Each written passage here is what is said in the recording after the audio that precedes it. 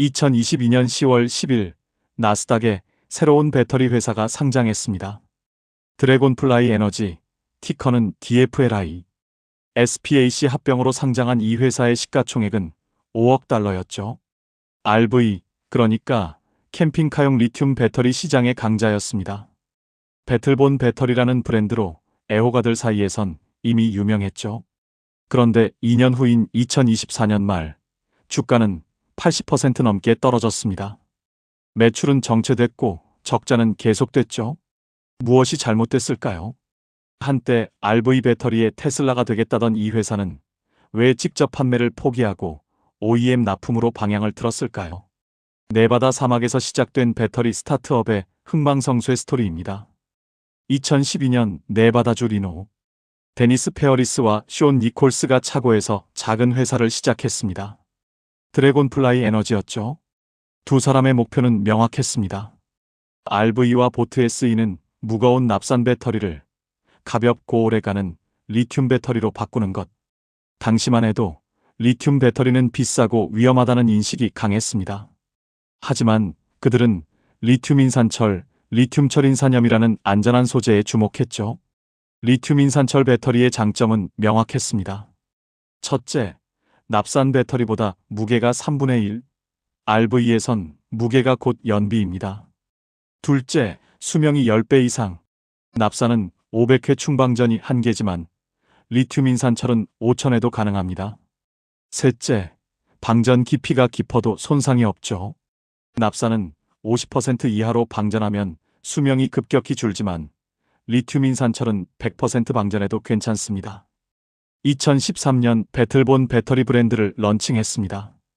전투에서 태어났다는 의미의 배틀본. RV 생활의 험난함을 견디는 배터리라는 메시지였죠. 첫 제품은 100A 12V 배터리였습니다. 가격은 $949. 같은 용량 납산 배터리의 5배였지만 10년 수명을 생각하면 오히려 경제적이었습니다. 초기 마케팅은 입소문이었습니다. RV 포럼과 유튜브가 주 무대였죠.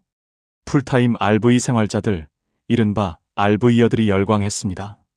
배틀본으로 바꾸니 인생이 바뀌었다는 후기가 쏟아졌습니다.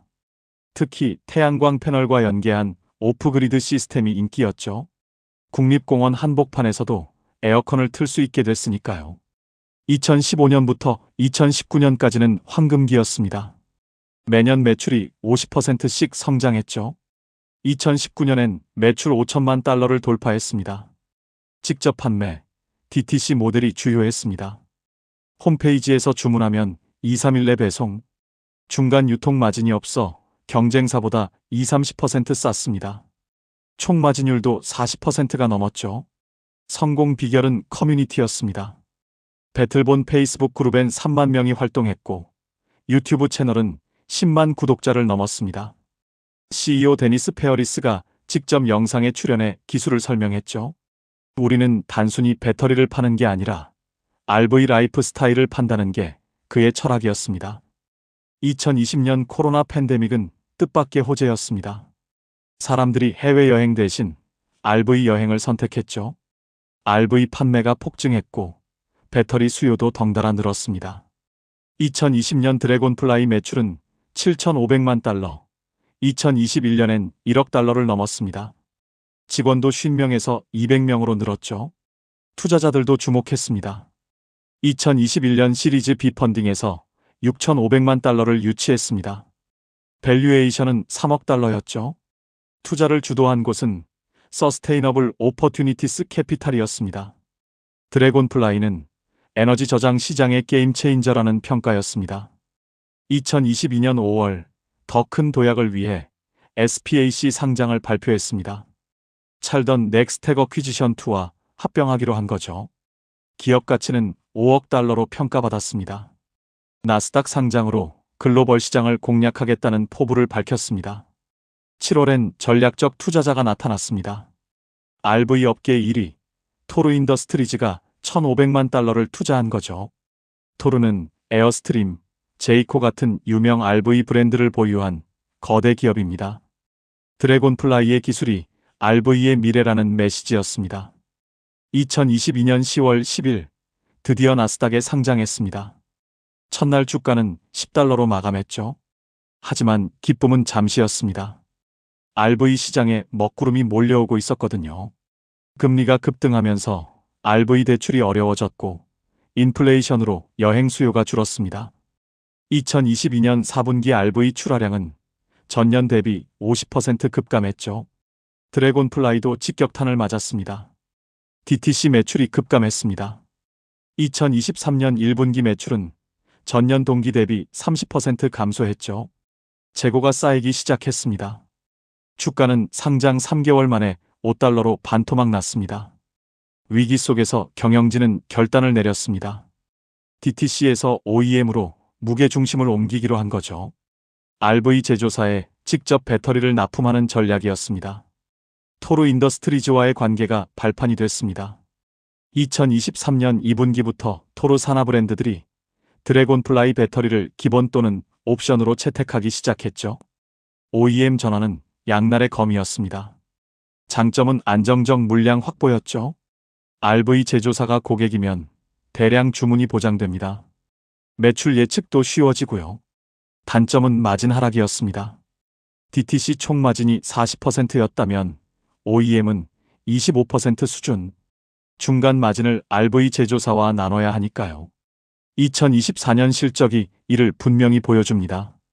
연간 매출은 $5,064만, 전년 $6,439만 대비 약 21% 감소했고 연간 총마진은 약 23%였습니다. 한편 4분기 총마진은 20.8%로 전년 동기 21.6% 대비 소폭 하락했습니다. 회사는 공시에서 DTC 약화와 OEM 비중 확대에 따른 믹스 변화를 주요 원인으로 설명했습니다. 하지만 희망도 보였습니다. 2024년 4분기 OEM 매출이 전년 동기 대비 61% 성장한 거죠. 전체 매출도 17% 늘었습니다. RV 시장이 바닥을 찍고 회복 조짐을 보이면서 OEM 채널이 성과를 내기 시작한 겁니다. 제품 라인업도 확대했습니다. RV용 배터리에서 트럭, 산업용으로 영역을 넓혔죠. 특히 상용 트럭의 아이들링 저감 솔루션이 주목받았습니다. 트럭 운전자들이 휴식 중 엔진을 끄고도 에어컨과 전자기기를 쓸 수 있게 해주는 시스템이죠. 연료비 절감과 환경 규제 대응이라는 두 마리 토끼를 잡을 수 있습니다. 웨이크 스피드라는 전력 제어 솔루션 브랜드도 인수했습니다. 단순 배터리 공급자에서 토탈 에너지 솔루션 기업으로 진화하려는 전략이죠. 배터리, 인버터, 충전 컨트롤러, 모니터링 시스템까지 원스톱으로 제공합니다. 2024년엔 대규모 시설 투자도 단행했습니다. 40만 평방피트, 약 3만 7천 제곱미터 규모의 신공장으로 이전한 거죠. 자동화 설비를 도입해 생산성도 크게 개선했습니다. 물론 이전 비용과 초기 비효율로 2024년 순손실이 $4,060만 늘어났지만 장기적 경쟁력 확보를 위한 투자라는 설명입니다. 특허 분쟁도 겪었습니다. 경쟁사와 리튬 인산철 배터리 관련 특허 소송에 휘말렸죠. 소송 비용만 수백만 달러가 들었습니다. 다행히 2025년 3월 합의 및 비독점 라이선스 체결로 마무리됐지만 작은 스타트업에겐 큰 부담이었습니다. 주식시장의 반응은 냉담했습니다. 2024년 말 주가는 $2 미만으로 떨어졌습니다. 상장 당시 $10의 5분의 1 수준이죠. 시가총액도 $1억 미만으로 쪼그라들었습니다. 리버스 스플릿, 즉 주식 병합까지 단행해야 했습니다. 상장 폐지를 막기 위한 고육지계였죠.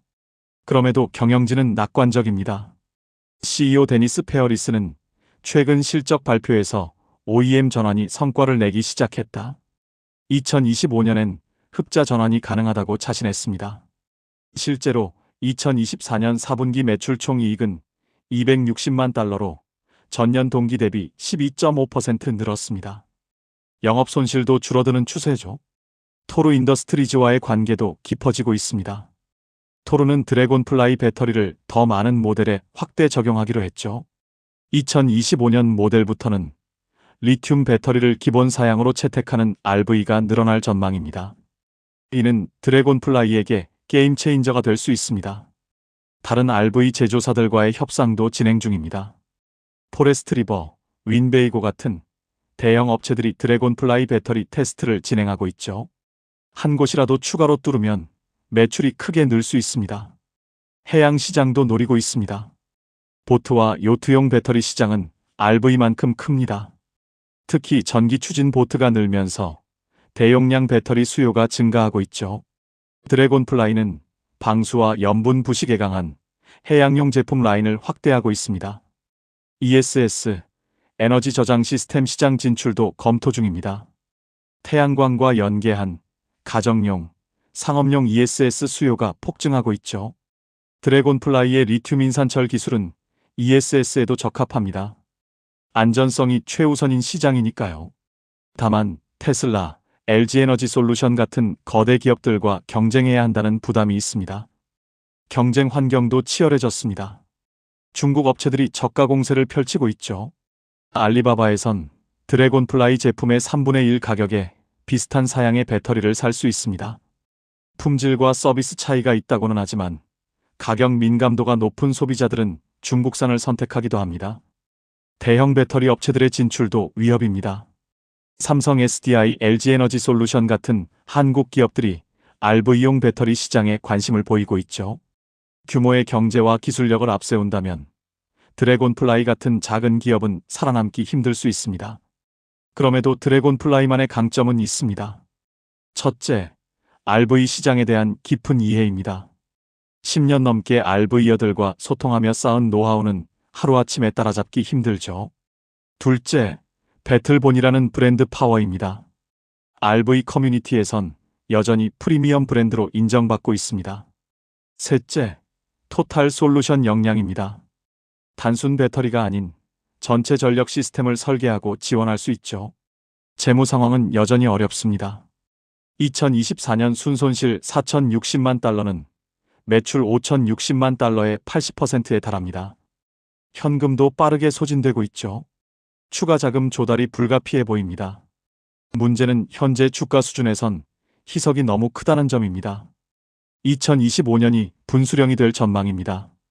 RV 시장이 본격 회복되고 OEM 채널이 자리 잡으면 흑자 전환이 가능할 수 있습니다. 하지만 시장 회복이 지연되거나 경쟁이 더 심화되면 생존 자체가 위협받을 수 있죠. 드래곤플라이의 스토리는 많은 교훈을 담고 있습니다.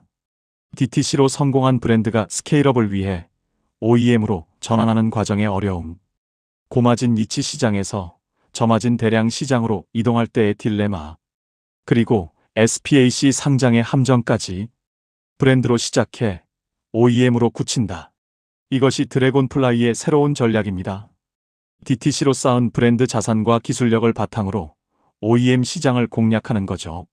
테슬라가 직접 판매를 고집하는 것과는 정반대 길입니다. 어느 길이 맞을까요? 시장이 답을 줄 겁니다. 드래곤플라이 에너지는 갈림길에 서 있습니다. RV 배터리의 선구자에서 OEM 납품업체로, 고마진 DTC에서 저마진 B2B로, 작지만 강한 브랜드에서 규모는 크지만 정체성이 희미한 부품업체로, 이 전환의 성공 여부는 RV 시장 회복 속도, OEM 매출의 질적 성장, 그리고 적자 탈출에 달려 있습니다. 배틀본, 전투에서 태어난 배터리.